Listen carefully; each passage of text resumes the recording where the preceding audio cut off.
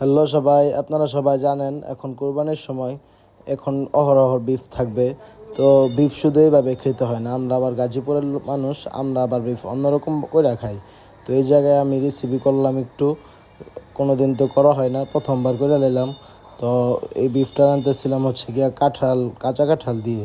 তো এই জায়গায় আদা রসুন হলুদ লবণ পেঁয়াজ কুচি, তারপর অন্যান্য যা মশলা আছে তার সব দিয়ে দিলাম, দিয়ে পানি দিয়ে একটু কষায় একটু ডিমে বসাই দিলাম। বসানোর পরে দেখেন এই অবস্থাটা হয়েছে। তারপর এখন বিফটা দিয়ে দিব। তো বিফটা দিয়ে দিলাম। তো বিফটা এখন কিছুক্ষণ হবে। বিফটা আসলে এখন তো এসব বানিয়ে খাওয়ানোর সময় এখন। তো বিফটা আবার কিছুক্ষণ দমে রাইখা, তো এখন আমি কাঁচা কাঁঠালটা দিয়ে দিব। এই যে কাঁচা কাঁঠালটা ভালো করে বাইছা কুইটা নিছি, ভালো করে মানে পরিষ্কার করে নিছি, ভালো করে ধুইয়া তারপর ভালো করে কুইটা নিছি। তো এখন আবার এটা ভালো করে নাড়ানাড়ি করে নিয়ে সুন্দর করে মিক্স করে দমে বসাই দিলাম। এখন আবার অনেকক্ষণ হবে, হওয়ার পরে এই যে ফাইনাল লুকটা, এখন এই যে ফাইনাল লুকটা দেখেন কি অসাধারণ হয়েছে, দেখতে যেমন, খাইতে জোস হয়েছিল খাইতে।